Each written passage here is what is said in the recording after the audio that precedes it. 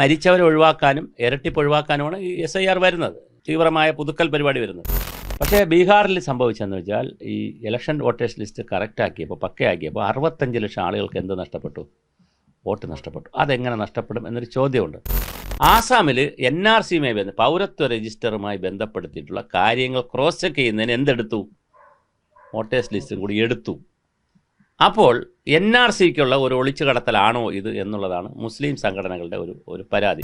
BJPയുടെ സംസ്ഥാന പ്രസിഡന്റ് ഇപ്പോൾ ആൾറെഡി പറഞ്ഞിട്ടുണ്ട്, 50 ലക്ഷത്തോളം ആധാർ കാർഡുകൾ വ്യാജമായി ഇവിടെ ഉണ്ട് ആളുകളുടെ കയ്യിൽ. അപ്പോൾ ഈ 3,65 ലക്ഷത്തിൽ വ്യാജ ആധാർ കാർഡ് ഉള്ളവരും ഇതിൽ കയറി പറ്റുമോ? ഒരു സംശയമുണ്ട്. അത് BJPയുടെ ആശങ്ക. ബീഹാറിൽ സംഭവിച്ചതുപോലെ ലക്ഷക്കണക്കിന് ആളുകൾ പുറത്താകുമോ? ഒരു ചോദ്യം.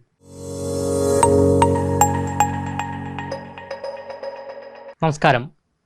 SIR നമ്മുടെ രാജ്യത്ത് നടപ്പിലാക്കുന്നത് എന്തിനു വേണ്ടിയാണ്? കേരളം എന്തുകൊണ്ടാണ് SIRനെ ഭയപ്പെടുന്നത്? നിരവധി ചോദ്യങ്ങളാണ് SIRുമായി ബന്ധപ്പെട്ട് ഉയർന്നു വരുന്നത്. ഈ ഒരു വിഷയവുമായി ബന്ധപ്പെട്ടിപ്പോൾ മറുനാടനോട് പ്രതികരിക്കുകയാണ് സാമൂഹിക നിരീക്ഷകനായ doctor V. Subhash Chandrabose. SIR എന്ന് പറഞ്ഞാൽ സ്പെഷ്യൽ ഇൻറ്റൻസീവ് റിവിഷൻ. 1952 ഇന്ത്യയിൽ ആദ്യത്തെ ഇലക്ഷൻ പ്രോസസ്സൊക്കെ നടക്കുന്നത്. അന്ന് 36 കോടി ആളുകളെ ഉള്ളൂ രാജ്യത്ത്. ഇപ്പോൾ 140 കോടി ആളുകളുണ്ട്. ഇപ്പോഴത്തെ ഒരു വലിയ കാര്യം എന്ന് പറഞ്ഞാൽ 100 കോടിക്ക് വരെ വോട്ടും ഉണ്ട് ഇന്ത്യയിൽ. 800 കോടിയാണ് ലോക ജനസംഖ്യ. അപ്പോൾ 1/8 ആളുകൾ ഇന്ത്യയിൽ വോട്ട് ചെയ്യുന്നു എന്ന് പറഞ്ഞാൽ ഹിമാലയൻ ഒരു അത്ഭുതമാണത്. കാരണം 100 കോടി ആളുകൾ വോട്ട് ചെയ്ത് ഒരു രാജ്യത്തെ പ്രധാനമന്ത്രിയെ തിരഞ്ഞെടുക്കുന്നു, അല്ലെങ്കിൽ മുഖ്യമന്ത്രിമാരെ തിരഞ്ഞെടുക്കുന്നു, മന്ത്രിമാരെ തിരഞ്ഞെടുക്കുന്നവരാണല്ലോ പിന്നെ മന്ത്രി. അപ്പോൾ അതൊരു വലിയ അത്ഭുതമാണ്. ജനാധിപത്യത്തിൻ്റെ ഒരു സൗന്ദര്യമാണ്, ഇന്ത്യൻ ജനാധിപത്യത്തിൻ്റെ ഒരു സൗന്ദര്യമാണ്.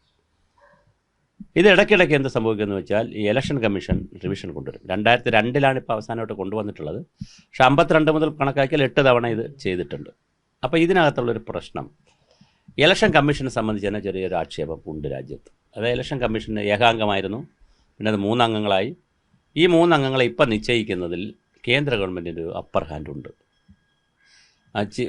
പ്രധാനമന്ത്രിയും പ്രതിപക്ഷ നേതാവും എന്ന് പറയുമ്പോൾ രാഹുൽ ഗാന്ധി, പിന്നെ ചീഫ് ജസ്റ്റിസും കൂടെ ആയിരുന്നു ഒരു കമ്മിറ്റി. ആ ചീഫ് ജസ്റ്റിസിനെ ഒഴിവാക്കി. പ്രധാനമന്ത്രി ഒരു മന്ത്രിയും പ്രതിപക്ഷ നേതാവുമാണ്. അപ്പോൾ സ്വാഭാവികമായിട്ട് 3-ൽ 2 ഭൂരിപക്ഷം ആർക്ക് കിട്ടും? ഭരണകക്ഷിക്ക് കിട്ടും. അപ്പോൾ അതിനനുസരിച്ചുള്ള ആളുകളെ വയ്ക്കുകയും ചെയ്യാം. വയ്ക്കുന്ന ആളുകൾക്കൊരു ഭയം ഉണ്ടായിരിക്കും. നമ്മൾ ഭരണകക്ഷിയുടെ ഭാഗമായിട്ട് വന്നതല്ലേ, നമ്മളെ മാറ്റിയാലോ എന്നൊക്കെ ഉള്ളൊരു ഭയം അവർക്കുണ്ടായിരിക്കും. അതുകൊണ്ടൊരു വിധേയത്വം ഗവൺമെൻറ്റിനോട് വരും എന്നുള്ളതാണ് ഒരാക്ഷേപം. രണ്ടാമത്തെ ആക്ഷേപം, ബീഹാറിൽ കഴിഞ്ഞ ജൂണിൽ എന്ത് നടത്തി? ഈ SIR നടത്തി. ഇപ്പോൾ ഒരു 12 സംസ്ഥാനങ്ങൾ നടക്കുന്നുണ്ട്. 51 കോടി ജനങ്ങളെങ്കിലും ഇതിനകത്ത് വരും. മഹാരാഷ്ട്ര, പിന്നെ ഉത്തർപ്രദേശ്, മധ്യപ്രദേശ്, ഛത്തീസ്ഗഡ്, പശ്ചിമ ബംഗാളിൽ വലിയ സമരം നടക്കണം അതിനെതിരെ. പശ്ചിമ ബംഗാൾ, കേരളം, ഇങ്ങനെ. ഇത് ഫെബ്രുവരി 7-8 ഇത് ലിസ്റ്റും ഫൈനലാവും. അതിനിടയ്ക്ക് പിന്നെ ഇത് വെച്ചിട്ടുണ്ട്, സമയം വെച്ചിട്ടുണ്ട്. ജനുവരിയിൽ പരാതി കൊടുക്കാം, ഡിസംബറിൽ പരാതി കൊടുക്കാം, ജനുവരി വരെയുണ്ട്. പിന്നെ ലിസ്റ്റ് പബ്ലിഷ് ചെയ്യുന്ന ഡേറ്റ് അതെല്ലാം വെച്ചിട്ടുണ്ട്. അതെല്ലാം സിസ്റ്റമാറ്റിക്കാണ്. പക്ഷേ ബീഹാറിൽ സംഭവിച്ചതെന്ന് വെച്ചാൽ ഈ ഇലക്ഷൻ വോട്ടേഴ്സ് ലിസ്റ്റ് കറക്റ്റാക്കിയപ്പോൾ പക്കയാക്കിയപ്പോൾ 65 ലക്ഷം ആളുകൾക്ക് എന്ത് നഷ്ടപ്പെട്ടു? വോട്ട് നഷ്ടപ്പെട്ടു. അതെങ്ങനെ നഷ്ടപ്പെടും എന്നൊരു ചോദ്യമുണ്ട്. മരിച്ചവരെ ഒഴിവാക്കാനും ഇരട്ടിപ്പ് ഒഴിവാക്കാനുമാണ് ഈ SIR വരുന്നത്, ഈ തീവ്രമായ പുതുക്കൽ പരിപാടി വരുന്നത്. പക്ഷേ അതിലെങ്ങനെ 65 ലക്ഷം പേര് ഒഴിവായി എന്നുള്ള വലിയ വിവാദമായി രാഹുൽ ഗാന്ധിയൊക്കെ ഇടപെട്ടു. വലിയ യാത്രയൊക്കെ നടന്നപ്പോൾ ഒരു 21 ലക്ഷം പേരെ കൂടി വീണ്ടും കൊടുത്തു, പരാതി കൊടുത്തവരൊക്കെ. അപ്പോഴും 45 ലക്ഷം പേര് പുറത്തായി. ഈ പുറത്തായത് ന്യൂനപക്ഷമാണോ, പൗരത്വമുള്ളവരാണോ, പൗരത്വം ഇല്ലാത്തവരാണെന്നൊക്കെയുള്ള കൺഫ്യൂഷൻ ബീഹാറിൽ കിടപ്പുണ്ട്. ഇപ്പോൾ 7,75,00,000 ആളുകളോ മറ്റോ അവിടെ വോട്ട് ചെയ്യുന്നുമുണ്ട്. 65 ലക്ഷം മറ്റോ വോട്ട് ചെയ്യുന്നുണ്ട്. ഇതാണ് ഇതിൻ്റെ ബീഹാറിൻ്റെ സ്ഥിതി. അപ്പോൾ കേരളത്തിലേക്ക് വരുമ്പോൾ കേരളത്തിൽ വരാൻ കിടക്കുന്നൊരു ആശങ്ക, ഇതിനിടയിൽ വേറെ ആശങ്ക കിടപ്പുണ്ട്. ആസാമിൽ ഈ വോട്ടേഴ്സ് ലിസ്റ്റ് വന്നു കഴിഞ്ഞാൽ അത് പബ്ലിക് ഡോക്യുമെൻ്റാണ്, എല്ലാവർക്കും പൈസ അടച്ചോ അല്ലെങ്കിൽ ഡൗൺലോഡ് ചെയ്ത് എടുക്കാം. ആസാമിൽ NRCയുമായി പൗരത്വ രജിസ്റ്ററുമായി ബന്ധപ്പെടുത്തിയിട്ടുള്ള കാര്യങ്ങൾ ക്രോസ് ചെക്ക് ചെയ്യുന്നതിന് എന്തെടുത്തു? വോട്ടേഴ്സ് ലിസ്റ്റും കൂടി എടുത്തു. അപ്പോൾ NRCക്കുള്ള ഒരു ഒളിച്ചു കടത്തലാണോ ഇത് എന്നുള്ളതാണ് മുസ്ലിം സംഘടനകളുടെ ഒരു പരാതി. പക്ഷേ രാജ്യത്ത് എല്ലായിടത്തും ഇല്ല, അങ്ങനെയുണ്ട് കേട്ടോ. അപ്പോൾ അവിടെ ബംഗാളിലും ഇവിടെയും BJP ഇതര സംസ്ഥാനങ്ങളിലൊക്കെയാണ് ഇതുള്ളത്. കർണാടകത്തിൽ അത്ര ബഹളമില്ല, തമിഴ്നാട്ടിലും അത്ര ബഹളമില്ല. ഇതിനെ സംബന്ധിച്ച് SIR വലിയ ബഹളമില്ല. പക്ഷേ ബംഗാളിൽ വളരെ ശക്തമായ ബഹളം നടക്കാം. ബംഗാളിൽ നടക്കാനൊരു കാരണം എന്ന് പറഞ്ഞാൽ കുടിയേറ്റം ധാരാളം നടക്കുന്ന സ്ഥലമാണ്. ഒരുപാട് പേര് പുറത്താവും, ലിസ്റ്റിൽ നിന്ന് പുറത്താവും. ബംഗ്ലാദേശ് കുടിയേറ്റം ധാരാളമുള്ള സ്ഥലമല്ലേ. അപ്പം കേരളത്തിൽ വീണ്ടും വരുമ്പോൾ 3-4 സംശയങ്ങളാണുള്ളത്. ഒന്ന്, BJPയുടെ സംസ്ഥാന പ്രസിഡന്റ് ഇപ്പോൾ ആൾറെഡി പറഞ്ഞിട്ടുണ്ട് 50 ലക്ഷത്തോളം ആധാർ കാർഡുകൾ വ്യാജമായി ഇവിടെ ഉണ്ട് ആളുകളുടെ കയ്യിൽ.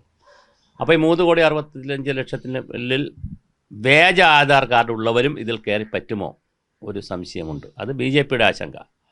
ഇനി വ്യാജ ആധാർ കാർഡ് എന്ന് പറഞ്ഞ് ഒരുപാട് പേരെ ഒഴിവാക്കുമോ മറ്റുള്ളവരുടെ ഒരു ആശങ്ക. SIRന്റെ പേരിൽ എടുക്കുന്ന ലിസ്റ്റ് NRCക്ക് കൈമാറുമോ? യഥാർത്ഥത്തിൽ ഭരണഘടനാ സ്ഥാപനമായതുകൊണ്ട് അങ്ങനെ കൈമാറേണ്ട കാര്യമില്ല ഒഫീഷ്യലി. പക്ഷേ കിട്ടുമല്ലോ, ലിസ്റ്റ് പുറത്ത് കിട്ടുമല്ലോ, വോട്ടേഴ്സ് ലിസ്റ്റ് പുറത്ത് കിട്ടുമല്ലോ. കാരണം രാഷ്ട്രീയ പാർട്ടികൾക്കെല്ലാം കൈ കിട്ടുന്ന സാധനമാണല്ലോ. അപ്പോൾ ഇത് NRCക്ക് ഉപയോഗിക്കുമോ എന്നുള്ളതും ഒരു വലിയ തടസ്സമാണ്.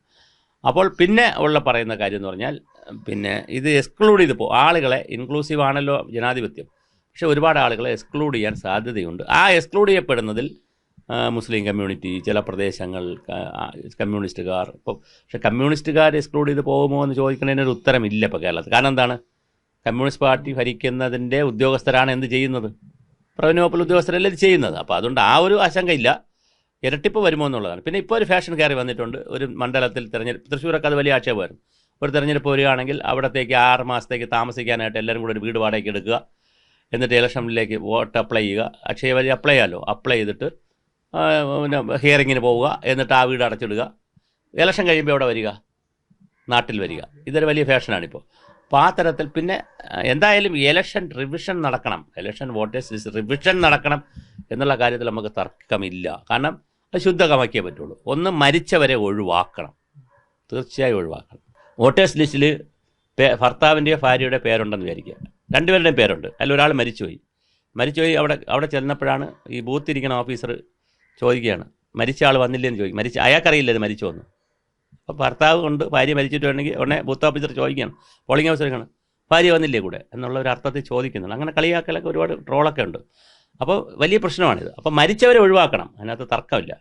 2, ഇരട്ടിപ്പുള്ളവരെ ഒഴിവാക്കണം, 2 സ്ഥലത്തേക്ക് വോട്ടുള്ളവരെ ഒഴിവാക്കണം.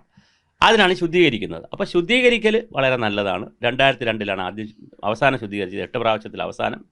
ഇത് 9ാമത്തെ തവണയാണ് നടക്കുന്നത്. ശുദ്ധീകരിക്കണമെന്നുള്ള കാര്യത്തിൽ തർക്കമില്ല. പക്ഷേ ശുദ്ധീകരിച്ചെടുക്കുന്ന ലിസ്റ്റിൽ ബീഹാറിൽ സംഭവിച്ചതുപോലെ ലക്ഷക്കണക്കിന് ആളുകൾ പുറത്താകുമോ? ഒരു ചോദ്യം. പുറത്താകുന്നത് BJP ഭരിക്കുന്നതുകൊണ്ട് മുസ്ലിം ക്രിസ്ത്യൻ കമ്മ്യൂണിറ്റി ആകുമോ? അടുത്ത ചോദ്യം. 3ാമത്തെ ചോദ്യം, NRC അല്ലെങ്കിൽ പൗരത്വ രജിസ്റ്ററിന് വേണ്ടി തയ്യാറാക്കാൻ വേണ്ടി ഈ വിവരങ്ങൾ ഇലക്ഷൻ കമ്മീഷൻ എന്ന് ഔദ്യോഗികമായും അനൗദ്യോഗികമായും എടുത്ത് ഇത് ഉപയോഗിക്കുമോ? ഇങ്ങനെയുള്ള കുറേ ആശങ്കകളാണ്. പക്ഷേ ഇലക്ഷൻ കമ്മീഷണർ വളരെ കൃത്യമായി ചീഫ് ഇലക്ടർ ഓഫീസർ പത്രപരസ്യങ്ങളിലൂടെ, വലിയ പൈസ കൊടുത്ത ഒരു പരസ്യം, ഫുൾ പേജ് പരസ്യമല്ലേ, പത്രപരസ്യങ്ങളിലൂടെയും ചാനലുകളിൽ വന്നുമൊക്കെ പറഞ്ഞിരിക്കുന്നത് അങ്ങനെയല്ല. ഇത് ഒരു റിവിഷൻ പ്രോസസ്സാണ്, ഇന്ത്യയിൽ നടക്കുന്നൊരു പ്രോസസ്സാണ്. 8 പ്രാവശ്യമായി, ഇത് 9ാമത്തെ തവണയാണ്. ഒരു നോർമൽ ആയിട്ട് നടക്കുന്നൊരു പ്രോസസ്സാണ്. അങ്ങനെയാണെങ്കിൽ സന്തോഷം. അല്ലെങ്കിൽ അതൊരു വലിയ രാഷ്ട്രീയ വിവാദവും തർക്കവും വഴക്കുമൊക്കെ നടക്കാനുള്ള സാധ്യതയുള്ളൊരു സബ്ജക്റ്റാണിത്.